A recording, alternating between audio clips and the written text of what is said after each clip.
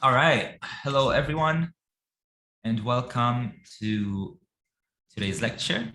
I'll wait for a couple of, maybe 20, 30 seconds until the attendees list populates um, before we kick things off.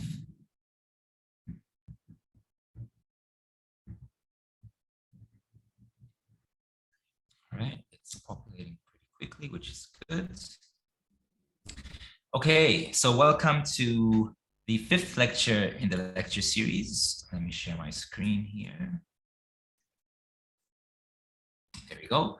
Welcome to the fifth lecture of the Urban Computation Lecture Series. Before we kick off, I'd like to acknowledge the Gadigal people of the Eora Nation, upon whose ancestral lands our city campus now stands. I would also like to pay respect to the elders, both past and present, acknowledging them as the traditional custodians of knowledge for this land.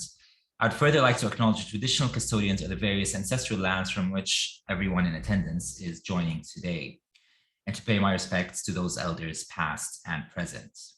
I'm super excited for today's lecture for multiple fronts. One is because I am working with Frankie and his team on a research project currently that actually is on the theme of urban and computation. But moreover is that when I started to circulate Frankie's poster among the university, I started to get a lot of emails and messages telling me, oh my God, Frankie taught me 10 years ago. And I'm like, it can't be 10. Frankie he looks so young. How was he teaching 10 years ago? So I'm not going to ask you the question of how old you are, Frankie, but whatever you're doing to your morning routine or regimen, please keep it up. So there's a lot of people who are very keen to, and also a colleague, Lena Thomas, sent me a message saying that she taught Frankie also in one of her first classes. So there's a lot of people who want to see what you've been up to, I guess, over the last 10 to 15 years. And so we're very excited. So without further ado, I'm very excited to introduce Frankie Layson, Studio Director at Urban Design at SJB Sydney. Frankie is the Studio Director at the multidisciplinary design and planning firm at SJB. For those of you who are zooming in from abroad, SJB is a practice in Australia. Accustomed to working and collaborating with multidisciplinary teams, Frankie is recognized for his skills in achieving rapid consensus to ensure a project gains momentum and realizes its aspirations. He is currently leading the parametric modeling program at SJB and is an advocate for evidence-based computational-driven design. And if I could have ever written a paragraph that hits every nail on the head for what this lecture series is, I couldn't have written a better one. This perfectly encapsulates what we're trying to kind of talk about in this series, and we're super excited to hear your talk. So if anyone has any questions while Frankie's presenting, please plug them into the chat or into the Q&A, and we'll discuss them at the end. But without further ado, thank you again so much, Frankie, for joining the series, and over to you. Thank you for having me. Bit of pressure there, but yes, I'm super excited about this topic. I'm passionate about it, and I was a student at UTS. I think it's over 10 years ago now, and I think since joining urban design around 10 years ago, it's been a sort of an absolute joy to work in this space and to bring all the computational things that I learned at UTS relating to architecture to the urban environment, and seeing how these processes can help unlock and change the way that we think about things, and hence why what I'll be talking about. Just share my screen. Okay. Can you see that? Perfect, yes. Perfect. Okay. I too would like to acknowledge the traditional owners of the lands we're all meeting from, in particular the lands of the Gadigal people in which I'm speaking from. I pay my respects to elders past and present and emerging, and I'm personally committed to furthering my understanding of each of the lands in which we work. So I'm a studio director of urban design at SJB, a company of 20 years experience here up in Sydney, a lot more in Melbourne. We are town planners, urban designers, architects, and interior designers, and we've had significant impact in shaping the way that our cities develop through our design and architecture. Today, I will be talking about what is the role of urban designers in particular though in the master planning process and how we shape our urban environments. I'll be looking at the context in which we plan our cities, the processes we utilize at SJB, and look at how computation has affected our workflows. I'll be talking through a series of project examples that show the interaction between computation and the collaborative nature of our work that is required to design great places. So master planning is a synthesis of a whole bunch of different layers in our sort of urban environments. It's a combination of landscape, infrastructure, how we move through these spaces, architecture, and ultimately the community. And it's the management of all these things coming together to create great places. They're also subject to critical things such as market demand and market cycles as they ebb and flow, greatly affecting the speed in which change can occur. But they are also guided by governance and politics, which can also help drive outcomes and change and set political agendas of how our cities evolve through time. It's the role of the master planner to balance these two competing factors and to ensure sustainable development of our cities are developed and handled in an appropriate way. One challenge we do face is that our plans are cast way into the future. Sometimes a vision is laid out 50 years in advance, but typically we're working within in the context of 10 to 15 years into the future. And there's this ongoing battle between what does the existing community want versus what the future community needs, that we have to sort of strike a balance. Where this has all come from, cities have evolved organically over time, generally based on settlements around food sources, water sources, amenity. They then grew to be the sort of great places and a collection of spaces and people organized in and around sort of topographies and landscapes, which we then see that evolve into the sort of garden city movement, where through the Industrial Revolution, where cities were urbanizing and there was a desire to refold in the landscape. Post-war, we had the single vision ideology where you'd had people like Le Corbusier proposing singular visions, destroying the grain of which cities had been founded on, trying to provide a democratic approach to clearly demarcating where people lived and how they existed within a city. But then in the 70s, there was the sort of the refusal of accepting that approach, and actually people like Jane Jacobs identifying that our cities are made of the vibrancy and greatness of our cities are the fine grain and the life on the street.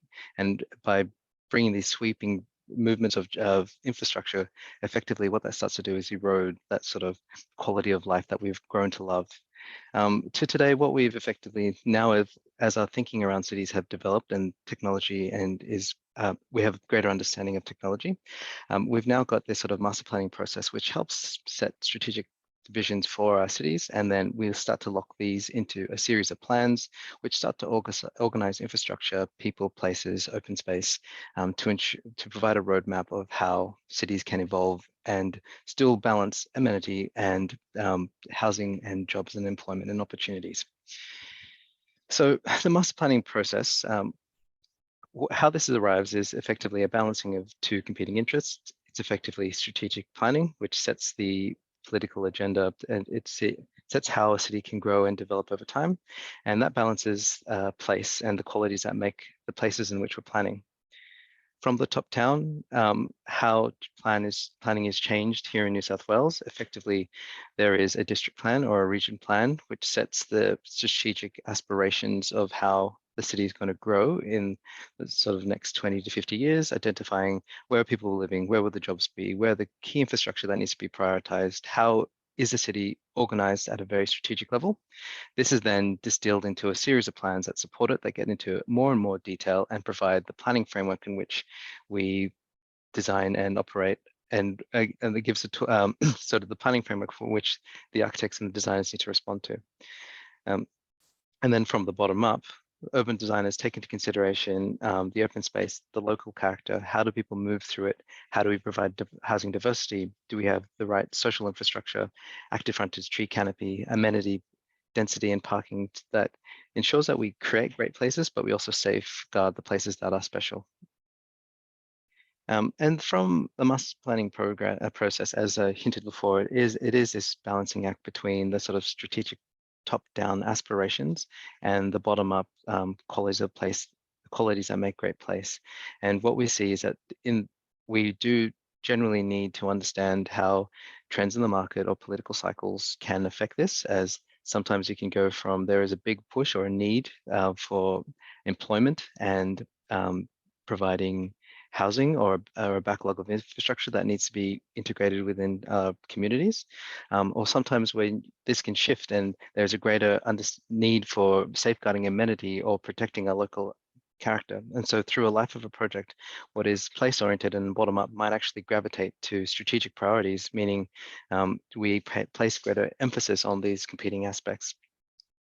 But one thing that as master planners that we definitely need to take into consideration is an understanding of all the implications of these trends, as we see that the retrofitting of infrastructure can be quite costly. And so without a strategic plan and vision about what is mapping out, how we map out our future, we can actually see there could be significant negative consequences. This is an example of the tram system that used to that was spread across Sydney. It was one of the largest in the world. That was effectively pared back once the private vehicle and buses became prominent in the sort of mid-50s, and all the trams were removed, replaced by buses. But then as the city grew, population grew, the buses started to increase, the number of vehicles started to increase, the pedestrians also started to increase, which meant that there was a lot of conflict of movement, and the environments along George Street effectively became quite poor, which led to the reintroduction of Metro Station, which was a very $16 billion costly exercise to retrofit this back into our cities. And if you're wondering what happened to the trams, they were all gutted of their material, burnt, and left for waste. And so we have to be very conscious about how we can sustainably plan for future development. So at SJB, we shape our cities from a very early stage. We work a lot with governments to develop master plans for sites, and we develop that through to concept design, then to our development applications so we can get approval with council. We then do detailed design where we start to work through how the place will come together and start looking at materiality and the technical construction side of things. Go to tender, we get it costed, we work with the builders for it to be delivered. And the length and time and scale of all things can vary per project. This is a project up in Newcastle that we've been working on since 2012, and it was just finished, I think, last year. So it just gives you a sense of how long these things actually take for us to turn something from an idea and a model into reality. And there are numerous iterations and permutations that occur in between. But for us at SJB, what we see computation design is the application of computational strategies to aid the design process. Designers traditionally rely on intuition and experience to solve design problems, but computational design aims to enhance that process by encoding design decisions using computer language. And so what this has meant for us is that it helps us manage complex data, and we get a better understanding of the environments that we're operating within. We're able to automate repetitive tasks to help us save time. We see what our designs are really doing, so what's actually happening under the hood. We explore more complex design options. We have the ability to start to look at things that we couldn't imagine. We're able to then also communicate complex ideas in a simple way. But ultimately what this does is gives us more space to the actual design thinking. So the master planning process, and I'll be talking specifically that in this space as this is where I operate in day to day. We operate in a series of stages to unlock a master plan. Effectively, what we start with is strategic scene setting, where we try to understand the project brief. So this is that sort of top-down thinking what we need to get our head around to understand what is the future direction for the precinct that we're master planning. We then do a deep dive into site and context analysis, where we try to understand people, place, environment, look for the opportunities and constraints that we can build upon.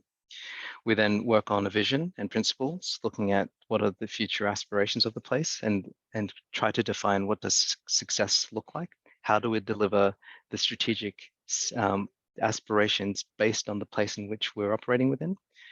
We look at design concepts, where that then spatializes the vision founded in the understanding of the existing and desired future character. And then we do some rigorous option testing where we stress test all of the design thinking to ensure what we're doing is correct. And usually through that option testing, we talk about this feedback loop, and we're then able to revisit the vision and the design concepts to confirm whether or not our aspirations are correct. The option testing generally can help inform that. And then once that is all resolved, we lock that into a master plan framework, which effectively is a roadmap for delivery. So it's not necessarily trying to design every inch, but effectively create a framework so people understand how do we operate when we're designing our cities, because effectively things can change over that sort of 10 to 50 year lifetime that I mentioned earlier. And we just need to ensure that we lock in what's important so that we can let the market and our cities evolve to respond to shifting demands and unforeseen events. But through this process, it's highly iterative and highly collaborative. What we see is typically at the beginning, it's very collaborative with our clients. We need to understand what are their aspirations. We need to work through that. This collaboration might dip slightly as we go through a site and context analysis, as we start to self-reflect and understand the precincts for ourselves. Collaboration wraps up again once we're talking about the vision and principles, because this is about a shared vision. And then as we develop our design concepts, we might go away and try to interpret what, as professionals, we think is the best response. But then as we option test and develop the master plan framework, what is important then is that we are highly collaborative in communicating everything that we're doing and the reasons why we've arrived at our final point. And for us, computation more specifically, where we've found it being the most useful is largely firstly in the site and context analysis. We now have an ability to understand our environment in such a robust way that we hadn't seen before, with open source data at GIS information systems and sort of Grasshopper parametric modeling plugins, which help us get a look into how our cities are operating. But what is important for us, though, is how we translate that into place. And through the collaboration process, we actually extract what are the valuable principles and carry that forward into our vision.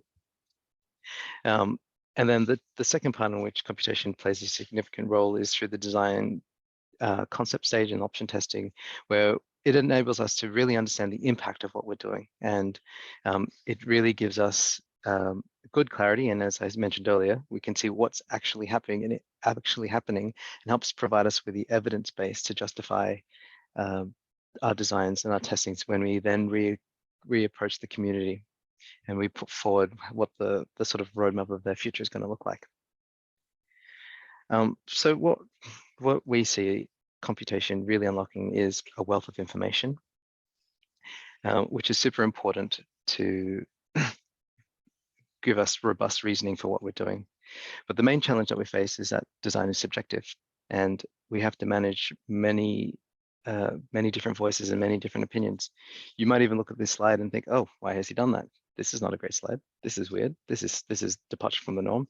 And so you can see that everyone has an opinion, and we need to actually corral those opinions to ensure that we could deliver and create great places, as it takes many hands to build a community. So what I'm going to do now is I'm going to talk through a series of projects that we have been working on, and we're going to touch on how computation has unlocked the heavy conversations that we need to have to ensure that we are delivering the right sort of places. The first one, I'm going to be talking about a project which we were doing, which looked at macro analysis. It was taking a deep dive into an understanding of a precinct to help us inform where we might focus our attention to do more specific rigorous testing. So this is a project that we had to do a LGA scale, so local government area scale analysis over 17 different precincts across all of Sydney in a very compressed time frame.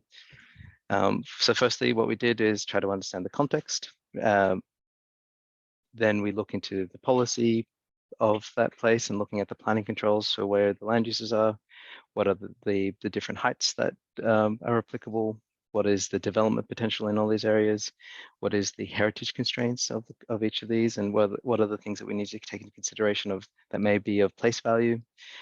Looking at the strategic policy context, because there have been a lot of plans that have been developed over time. So it's effectively ensuring that we understand where is their strategic thinking. Looking at the natural elements, our environments, the impact of flooding, open space, endangered canopy, trees. Looking at movement networks where there is or the hierarchy of streets where we have existing bus networks, transport, the built form elements. So looking at ownership, who owns what land, what is strata development, what might be right for future growth. Looking at existing character, grain and lot, because this starts to help us inform what the place at the ground might be like. Looking into the demographics and the different people that live in these areas.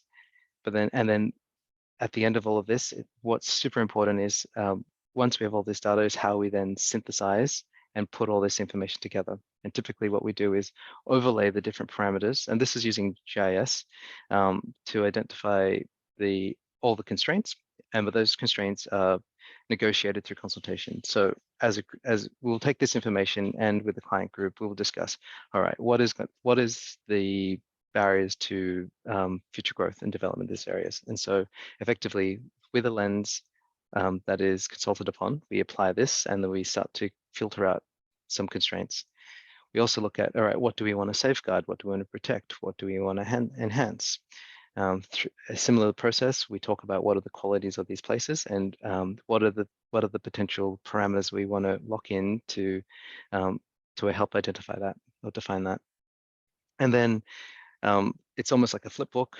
Whatever is not discussed then becomes our opportunities, and we start to think about, okay, how can, if we interrogate this further, is this right? Does this look like this is where opportunities might exist? We bring this information and data back to the table, but what is missing from all of this is that it's that careful conversation and negotiation of different parties at the table that actually can disregard the information and identify opportunities that could be unlocked because of other political will or unforeseen things that the data doesn't necessarily tell us. And so this is a process where we've went through all that rigorous analysis for the 19 precincts, but through that negotiation, that conversation, we're able to identify some were driven by data. So this is a collection of place that is with a lot of opportunity, strategically located. Others have less opportunity, but then the conversation quickly becomes of how do we unlock these places. The next project I'm going to be talking about is the flip scale of this, microanalysis. So this is a project that we've done that we worked on in the CBD, which tried to look at how can we think through a logical facade system that was quite responsive to the immediate context and was informed by its environment.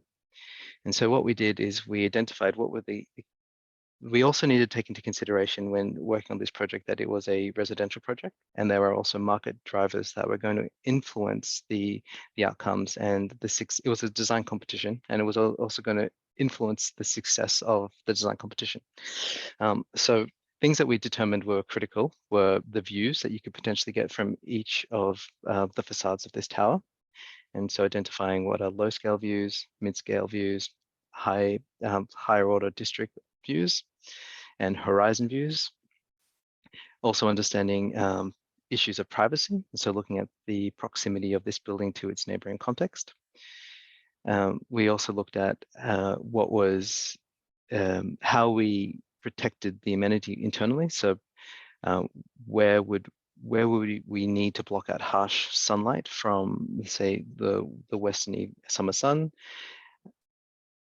And also, where do we need to gain sunlight to provide a solar amenity to our apartments in winter?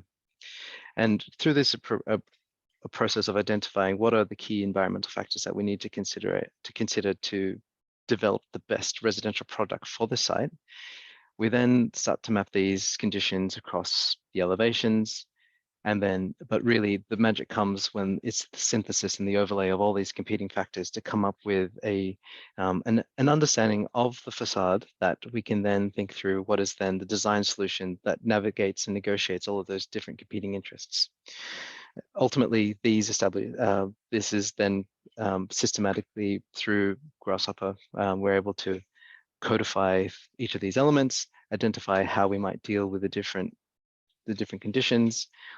We then remap the topology across the facade, because a major consideration is we need to take something that looks complicated like this, but communicate it in a simple way, because developers have construction budgets on their mind. And although we know that different construction techniques could streamline this process, there's still a market reality that we have to try to simplify it, to communicate simple ideas so they can to get this idea of the facade system across the line. And so then we try to streamline the amount of variations in the facade type, but is able to tick all the boxes that we've identified. We understand the sort of wind condition, the solar analysis for the facades of each of these developments. But these all fundamentally are based in rules, which try to help navigate and guide how we've placed each of these things. The one thing that was probably the one thing that is always underlying in all these things, though, was all these rules here ensured great amenity, but there was a sort of bottom line of, if you have a view of the harbor, that is more important than your amenity inside your apartment. So therefore, ignore any sort of application of facade systems that were going to impede that, because that's going to effectively affect the sell value of the internal apartments. But it's our role as the designer to be conscious of these things. And this is one of the views from the upper levels where you could see down to the Harbour Bridge. We have to think about how we can cleverly integrate a design that enables to provide amenity. So we're looking at solar shading hoods to the north, but provides the view to the key feature, but then thinking about functional elements such as joinery and other elements of how we could block out the harsh western sun, but it still feel part of the space that would complement the design. The next thing we're going to be talking about is the optioneering process that we've recently been exposed to, and how computation has actually landed in planning policy. So the City of Sydney have recently gone through a process of trying to provide certainty for developers or landowners of what is the potential yield in which they can get on each of their sites. The city have a series of really complicated subjective planning controls which overlap and contradict each other. And ultimately, it was starting to dictate a process which required engagement with councils to kind of get sign off for further progression. So what they try to do is come up with a system of saying, we'll establish a baseline. If you can meet this baseline, which effectively talks to the site, the setbacks, the scale of the tower. They then introduce this idea of a sky view factor analysis, which try to ensure that the ground plane of our streets maintained a certain level of sky exposure to provide sort of amenity at that ground plane. So for any site that you had that over a certain threshold, what they said is effectively what the process says is develop a base case envelope. This then requires you to get an analysis of a 1 by 1 meter square grid of the amount of sky that is visible from each of these points. And then effectively what you have to take into consideration is the impact of the new development, and that establishes your baseline. You can then go away and then start to push and pull and challenge the setbacks and actually redefine what the building or define what the building and shape looks like so it's appropriate to the programmatic needs. But so long as you don't change that baseline, the city will generally be accepted of your approach. So this allows developers to actually think through, okay, well, what is the human scale of the building? What's the ground plane going to be like? How can we how does it respond to its future context? How can we maximize views? How can we design the facades and how can servicing and lifting be arranged. It allows people to start to prioritize what is the optimum building they would want to develop for their sites, so that they can maximize yield and GFA on their site that is appropriate. And then all they need to do is run this test again, and they're able to confirm that this is largely going to be accepted. They can firm out the site value, the FSRs for their sites, or the floor space ratios for their sites, and get some level of confidence that the city will be generally accepting of that approach. This has been really interesting as a process, as this ultimately means that you could maximize your site and not have to go through the arduous council process of backwards and forwarding, but it's an evidence-based process that allows you to challenge the controls to maximize development on the site. But some of the challenges that we've faced for this as a process is this is reliant on Grasshopper and Ladybug, and not everyone has access to this. So effectively, the planning system is meant to be democratic in being equitable, giving guidance of how you could develop a site in the city. But if you don't have access to these consultants or the thinking, if your site is very complicated and is reliant on numerous options, you could effectively come unstuck. And so it's solely reliant on such a not a complicated, but a computational heavy process, which not everyone has access to, which is some of the current limitations to its current application. It's great for consultant fees, which is good for us. Another project that we have to think, another project that we want to talk through is trying to negotiate acceptable amount of impact on our context. So this is a project that we worked on a couple of years ago now, where, for North Sydney Council, which actually shaped the current LEP controls, so the building heights that are within the CBD. They did a strategic review, and it identified that they needed to substantially increase the amount of commercial floor space in their CBD if they were to meet their job targets. And so they wanted to devise a process in which we could investigate where were the best locations to apply this new commercial floor space, but without having any significant impact on the surrounding context. Because as if you're familiar with North Sydney, it is effectively a CBD that has a slope that faces towards the south into the harbour, which actually effectively means anything tall is going to have a greater overshadowing impact to its south. And south of North Sydney CBD is Lavender Bay and a lot of residential communities. And so council were conscious about that, and they wanted to find out what was the acceptable amount of impact that could be balanced on the place to deliver the strategic opportunity. And so what we had to do here was work with council quite collaboratively to come up with a methodology, which effectively was a rule-based methodology using Grasshopper, of identifying, all right, what sites are the no-go zones, what can't we touch, and what will not get redeveloped. So anything that was of heritage value was new and unrealistic to change in the short term. Strata units are typically really complicated to redevelop because there are many owners within a single organization, which you have to negotiate.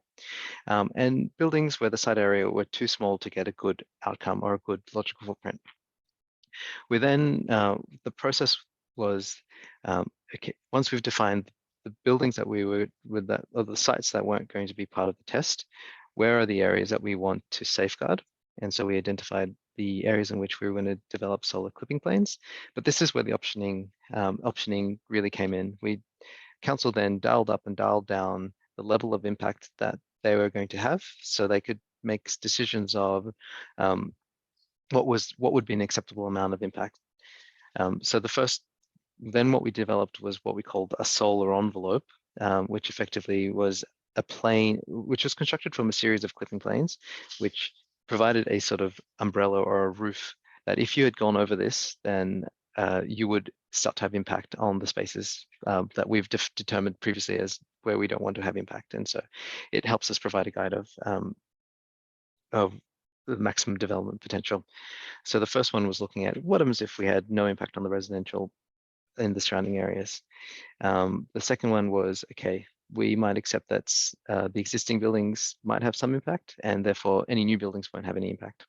And then the third one was, what happens if we got rid of all of the residential controls and we accept that there will be impact? So it's important though, when we go through these optioneering phases, that we have all of the spectrums of things on the table, so we can really have a robust conversation about what is an acceptable amount of impact, and is there benefit by doing so, and does it unlock opportunities that we may not foresee? And so then once we established those three envelopes, we were able to, through Grasshopper, quickly model up the whole precinct and understand the data that came, so understand the amount of GFA that came through it, and able to quickly develop up scenarios. And you can see some of the scenarios were ridiculous, and you can quickly look at it and say that's not appropriate. And it helped us navigate that process. And so here is a view of the script, which starts to talk to how we sort of modeled up our sites. We started to work with the sort of clipping claim in an envelope, had the data in hand to inform a significant schedule, because the key thing is, although we have this information in-house, we actually have to think about how we transfer this information to people who are not necessarily computationally literate, and it's designing this to me seems usable, but for others it might not be, but usable schedules in which the information is accessible and easy to navigate. The next project is the sort of evolution of subjectivity and the idea of how computation aids the conversation around what is an acceptable amount of impact as well. So this is a project, this is the Newcastle project, which I mentioned before, in which we've been working on the master plan since 2012. What was controversial in the first instance was the dramatic uplift in height, which wasn't contemplated. And once we got to this further stages, that seemed once this building was completed, everyone seemed to be comfortable with it. It then all became about views and ensuring that we were safeguarding precious views to things like the cathedral and views to the development that was what was being proposed. So using Grasshopper and Ladybug, we had an existing DA that we got approved many years ago. Policy had changed and view lines to the cathedral had been mandated by council, and a stairway to heaven was contemplated, which effectively connects the water up to the cathedral. You don't make these things up. It's like the episode of Utopia. But what the client was concerned about, though, was the view loss, and wanted to ensure that we could maintain and maximize our view potential. And so there was a conversation around how can we shift, change, and adapt the model so that we could still ensure that we were able to achieve good amenity, good views, and we were able to also tick the box of strategic aspirations from council's perspective. The thing about this process, though, is the subjectivity around what is a good view.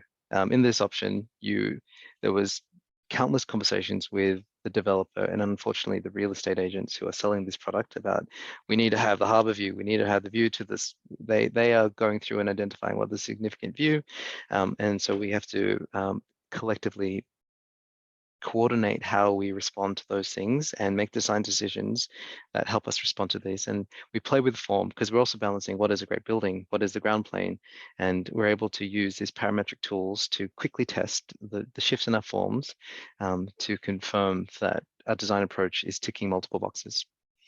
Here's another view from smack down that view corridor for the stairway to heaven. But on the flip side of this, it's also the conversation back to council. So this is the existing view. You don't see the cathedral. Can we actually increase our height, which is previously was a very controversial issue, but because people have this master plan had been around so long and we had set the precedent and we're able to evolve our thinking, it was now then accepted, and we're able to use tools like this to be able to have those conversations about, okay, what is acceptable amount of impact?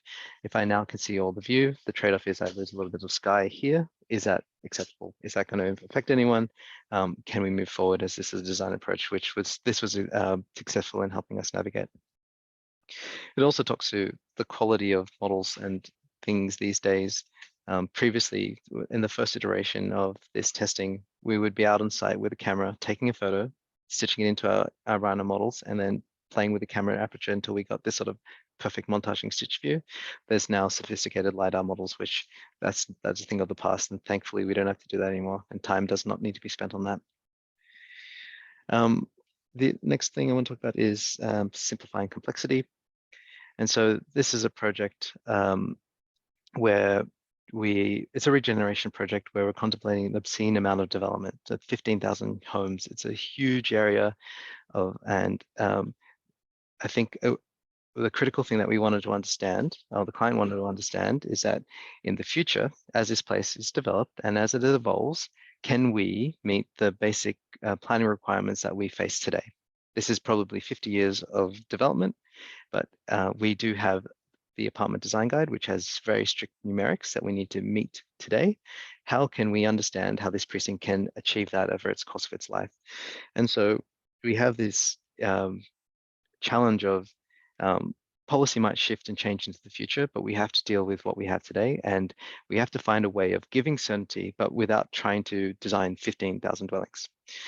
So we went through a process of trying to be smart about it. If we do a solar analysis of the facade across all these buildings, we look at the worst performing one and try to drill down into how that performs and see if we can satisfy the requirements of the apartment design guide and achieve the amenity requirements for that single block. Then in theory, we should be able to extrapolate that thinking out, and the rest of the precinct should be made to be compliant. So it's trying to use computation in an effective way, in a way that is also communicable. There's no way that if we did every single block, anyone is going to sit through hundreds and thousands of pages of that report, looking and checking whether it's compliant. So it's also trying to be effective in the way that we communicate this to ensure that if we we make the problem simple, unlock that problem, then we know that we have confidence that the rest of the master plan can sort of be unlocked. And so what we did is we drilled down into this individual block. We analyzed the facade. We started to look at different floor plate typologies that could be applied to these facades to make these work based on how we understand apartments to come together. We then brought this into Grasshopper, developed up a model which almost instantaneously gave us a feedback loop on whether things were meeting the numeric compliance of the apartment design guide, and helped us sort of navigate that issue of compliance. What we needed to do is start to play and flip around which of these floor plates existed on what level. And so you can see the typologies were distributed across each of these buildings, but we're able to satisfy that the envelope could be made to be compliant. But the important thing, though, it's all about how we communicate these really complex ideas, and it's all about the communication. And so when we engage with communities, we've had to implement tools as simple as playing with Play-Doh and allowing them to understand it, and it being tactile for them to get their hands dirty and really immerse themselves into these things, into what we're talking about. But that's not always an opportunity. So we have to actually think about how we can, like this previous project, think about how we communicate really simple ideas to a greater audience for areas which are of vast in nature. So the St. Leonard's and Crow's Nest project that we prepared, we helped the government prepare the precinct plan to, was 256 hectares of land, and we needed to find a way of communicating this plan to the broader community in a really simple way. There was a political agenda that we need to ensure that we met our employment targets for this site. And so we had developed a GIS and Rhino Grasshopper model which spoke to each other, which effectively mapped every single development plot that you see within this boundary. It was over, I think, 3,000 or 4,000 individual plots, where we had to have an understanding of what was the existing planning controls, what were the existing employment numbers, what were the future proposed employment numbers, so that we could ensure that we were meeting the housing targets. And also, as we pushed and pulled the massing around, we were ensuring that we were always maintaining those housing targets. A critical thing, and it's probably a recurring theme now, it's about how do we maintain the amenity to the ground plane, and how do we reinforce the quality of the streetscapes. We had to develop, again, a solar envelope, which sort of set the bounds of in which this could all development could exist within. But a lot of this information was inaccessible and hard for people to get their head around. So ultimately, what was a lot of fine-grained thinking over a vast area had to be distilled into a simple diagram, but you could only really access it at this sort of helicopter view. So you don't really get into the granular. And what we needed to do is actually look at developing the urban design framework, which ultimately set that that sort of guiding vision of how the precinct could evolve over time. And we needed to ensure that we had really simple ideas that communicated what were the aspirations and the objectives of the place that we were trying to create, and try to vignette them, almost dumb them down right to the point where they're accessible to everyone. We had designed every single block corner, but it was impossible to ever show anyone what was happening. So we also had to bring the essence of what we were trying to achieve across the precincts into these ideas, which sort of encapsulated the granular thinking that was the manifestation of all the different planning controls that we had layered together. So city making, we see it as a negotiation of multiple disciplines to deliver great places. And I think hopefully it's evident through our work that computation automates our workflows and gives us more time to have the hard conversations and to actually ensure that what we're designing is right, fit for purpose. How we define what a great place is subjective and can be heavily influenced by the politics of the day, market demands and trends. But what we see is super important, though, is that computation has the opportunity to better understand what makes our environments great and bring the human back to the process. Thank you. That's amazing. Fantastic. Thank you very much, Frankie. That was a beautiful presentation, really, really well articulated. And I'm quite certain that it has triggered a lot of questions from the audience. So as the audience brings in their questions, I'd like to take the lead if that's okay. And there's many things that I'd like to discuss, but one thing that stuck out a little bit was when the question of what was a good view came into play. And I know that's a very kind of specific part of the presentation, but I think it's such a beautiful, well, not beautiful, but a real analogy of potentially the conflict of that subjectivity that you were talking about down to the most minuscule detail of such as a view. Now imagine of something that has a much potential grander impact other than views. How did you find, because it seems that this is a major conflicting point when the subjective perception of a specific characteristic widely differs between stakeholders. Do you find yourself playing the role of the parent to make sure everyone is on the same page and no one fights? Or do you find yourself to play also the role of the parent to kind of push your own, saying, no, guys, everyone is wrong. This is the way to do it. Listen to me. How do you negotiate that? Yeah, it's really tricky. I think our role is, depending on the context, it could be both. If we're sitting on government side, we usually we bring them the evidence. They are the ones who make the decisions. It's usually quite easy. It's a hard and fast rule. We value this. This is the thing that we can lock in, and they ultimately are the parent to some degree. But when it comes down to when you're on the private side, there is always this sort of interpretation, and usually you have the rule identified, or the hard and fast rule that the government position put forward. But as when we sit with the client side, we do have to sort of quasi become the sort of facilitator, and we are the one that helps bridge the gap. But it's always through a lens of evidence, and we have to say, well, we measure the extent of view loss, or we look at the precedent, and we generally do tricks of here is the existing, and this is what a complying development might look like. And then this is what we're asking for looks like. And so we do sort of have to play that role of the parent and work between that space. But yeah, it's reliant on us having the evidence to sort of shepherd the conversation. So maybe less of a parent, but a shepherd in that instance. Perfect. I love how you're building on the analogy. We'll continue there. So then the next question comes, which I think, and considering like the work that you guys do, which is very kind of similar to the work that we do at the university as well. And you touched on this in the beginning of the presentation, which is the temporal aspect of these projects. The master planning process and the urban process is so unique, as it does really necessitate 20, 30, 40, 50 years to really kind of realize. And historically, that temporal aspect has been kind of the major thorn in most design or urban initiatives, let's say. For multiple reasons, obviously, things that are probably in your control, things that are not in your control. So it's probably a very difficult question to perhaps answer in such a short time frame.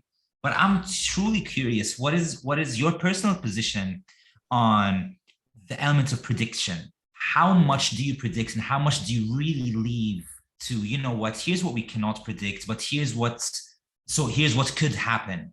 So do you, or are you a kind of, no, let's predict, let's try to kind of figure out what's going to happen in the next 30 years and try to figure out all possibilities? It's a good question. I think, again, it comes down to the nature of the project, and I'm going to probably flip-flop a little bit through my answer, but I think when you have as much parameters to work with, your job is ultimately easier. You have a clear defined target, and it actually makes it's one variable that you can remove from the process that helps us navigate how we coordinate the complication that we have.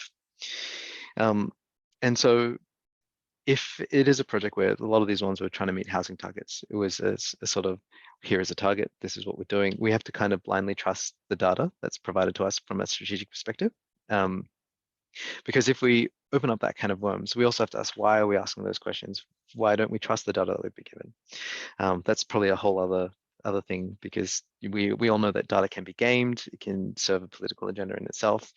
But I think what we like to do is, even if we do have a target as a starting point, we might flex plus or minus percentage-wise, just so that there is a wriggle room. And that means that when we do set a strategic framework, we have the ability to try to design a framework that could cater for multiple outcomes, which we think is probably really important.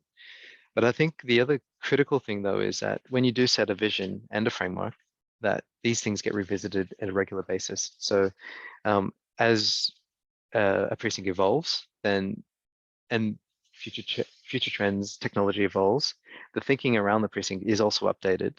But a good consulted vision generally will set a framework or a foundation which things can get built upon.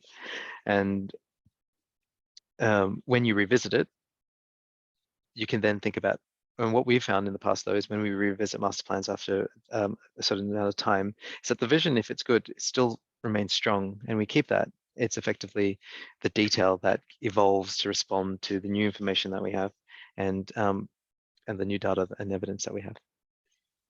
Hope that kind of answers your question. Yeah, super. Well, actually, even the way you start, I mean, first of all, the fact that you have to flip-flop is the perfect answer, because there is no correct answer. So you really saved yourself, and you just gave me a way to save myself in the future. But also this idea of the more parameters we have, the easier the task becomes. And one can start to kind of create correlations in the past where there was a limitation to how much parameters one can compute in their brain without the help of computational power. Yeah. And it seems that this is also kind of an argument for kind of putting to use these various kind of strong computational tools to be able to process so much data that in turn will help us with these tasks, which I think is a very beautiful way to kind of really wrap it up and bring it together that way. All right, we have one question coming in on the theme of data, which I think is super optimal. What are the challenges when getting the background data for running these simulations? Is it easy to procure, or is it dependent on the public machinery of institutions? And what is the typical timeline like? So data in New South Wales in particular isn't necessarily the best. It has, over my life and my career, improved substantially. I think there's been a lot of investment in open source information, but there are significant gaps. And I think what we were trying to, there's significant gaps, and in particular around the sort of human side of things. We've got the top-down information, but we don't have a lot of information about how do humans operate in the space, or the subjective things, or like how do humans perceive a space, or what is great space. Typically what we do in our process is we actually try to make this the problem of the client, and if they want the outcome, we identify what data we need, and we could try to push until we get it, if we can't get it ourselves. But because it is important that it is founded on good data, and we make that really clear from the get-go. Again, amazing response. Because yeah, well, well, something that I tell my students and colleagues, that obviously garbage in, garbage out. So you have some good stuff to put in, you're gonna get some good stuff out. If you don't, I mean, you get what you pay for, I guess, which is super ideal. Moving on to kind of another part of the presentation, away from the computational part, which is the collaborative part. And again, I find this quite fascinating, mainly because there's so many different levels of the collaboration that you're speaking about, right? There's a collaboration within your office, and surely there's also kind of layers to kind of, let's say, computational literacy within the office. And then there's a collaboration with the clients, that being government or private. And just a heads up, my last question is going to be, what do you prefer to work with more, governments or clients? If you want to take a moment to think about that, just FYI. And then the third part of the collaboration obviously is with the community. So in all three levels of those collaborations, the disparity in computational literacy surely plays a role. Perhaps more so with the community, as you mentioned, you have to really kind of simplify it using Plato and so on and so forth. But where did you feel the most where the application of computational tools, or educating the person you're collaborating with on the computational tools that you're using, really helped, or perhaps even not helped, even went the opposite way, in delivering your message or delivering your idea?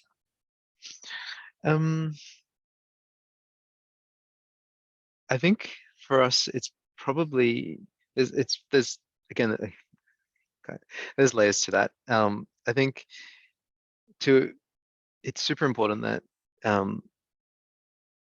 that your team understands the computational elements, and the data and the information and the tools. But literacy in that front is not necessarily a must, because everyone has their own skills, and it's important that we bring that diversity of thinking to a design problem. And so it's actually better that not everyone is techno-whizzes, because effectively we have diversity, and everyone plays up their own strengths. But it is super critical with clients, though, that if you are able to educate them and skill them up, and allowing them to trust this process to move through design decision making, because they eventually start to trust us and what we're putting forward, and they even start to blindly trust the evidence, which is kind of good. There you go, Frankie's going to do the plugs now, and I think that's going to be the solution. But it's probably the client is the place, because they are the sort of the interface between what we do and the community in itself. And so if we can get them online, that is a significant win for the process. And then the next steps from that is we should be able to simplify it a little bit further, so that it can be accessible to all. Perfect. Do you find that to be a difficult process, bringing them on board? Typically, no. Perhaps over your 10 years of experience, did you notice a shift? I remember when, and this is going to be a shout out to Lena if she's here. Like, one of the things I learned at UTS and I taught was the Eye of Sun diagrams, which when I came to SJB, it was revolutionary to think of that you could produce a model and be the sun to see what your impact was going to be. People couldn't get their heads around it. They'd be like, but where's the shadow? It's like, there is no shadow because you're the sun. And I remember that process of just getting people internally on board to understand it. And then all of a sudden planners were then on board and understanding. And now it's just become basic accepted methodology of assessing buildings. And if anything, you can't lie with these diagrams, so they bite you in the bum if you're trying to cheat. But yeah, it's just, I just remember that process. Sorry, I forgot what the beginning of the question. No, in terms of kind of how easier did it get to educate the clients on computational literacy over time? Yeah, that's where I was going. But once effectively people found how useful these things were and how much power they could get by understanding it, they immediately adopted it, and they wanted more and more evidence to prove things up, and because they knew that we could start to do things quite quickly. If anything, the problem was they expected us to do things quicker, and things take less time. But what we want to do, and what we try to reinforce, is that we want to, the time that we're saving from the sort of computational processing isn't to line the pockets of our clients. It's actually to give us more space to think critically about what we're doing. Well, on the topic of time, this actually kind of opens the door to the next question, which is, how long did it take you to do those solar calculations on the envelopes of the buildings? You mentioned that there were kind of thousands. Oh, yes. I think what took the longest was coming up with the process of how we were going to approach it. So it was actually mapping out and planning what we could do and what was achievable with our in-house expertise. But the exercise itself, the processing power was a little bit slow, but I think we managed to do that quite quickly. I was able to resolve it within a day when we got into the computational side. But the planning for it was probably a week, because we actually consulted on the planning. So we spoke through the client and the planners, and we had to get them on board on the approach before we were going to go down and execute it as a methodology. Very interesting. Okay, I'm wary of time, and also this is one of those situations where I feel I can keep going for another 2 hours, to be honest, Frankie. One more question. Are you okay? One more question. As a computational researcher, how do you think the people, developers, clients are aware about these new computational methods? This might have touched on the previous question, but perhaps as new methods start to emerge, maybe if I can tag along onto that question. Sure. Did a client ever surprise you with saying, hey, can you use this tool, and providing a tool that you probably weren't aware of? So did the education go the other way around ever? I definitely think that there has. Yes, no, there definitely has. There's been an instance in which I think there was a developer who came into our office, and I think had seen one of the very early conceptions of Archistar, and they showed us that as a platform, and immediately we were like, oh no, we're going to lose our jobs now because they've got this tool that's going to automate everything for them using AI. We brought them in, quickly understood its limitations, and opportunities for growth. Always have to be positive. But also the point of difference in what they're offering to what we're offering. So there's definitely been those things where people have come to us and they go on their own forum, like new technology and computational tools, they go on their own forums, or they try to attract attention, and they try to seek out people like us, so we would use their information. So yes, I would have to say that it's generally through students, people that are integrated in universities where we learn new things, and they bring the sort of skills into the practice, and also personal interest from individuals in our team. Well, for those students who are here, you know where Frankie lives. Go knock on his door and show him the cool things that you're doing. So my last question, what's your favorite, government or private? I'm going to cop out and say, because we do 50-50, I like them 50-50.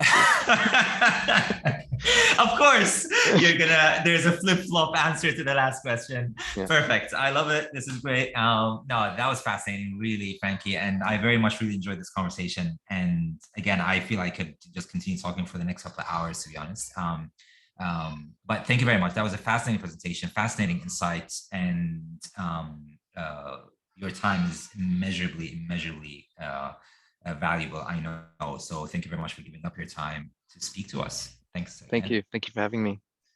Thank you. All right, everyone. Thanks again. See you all in next week's lecture. Goodbye. Thanks again, Frankie. Thank you. Bye. Bye-bye.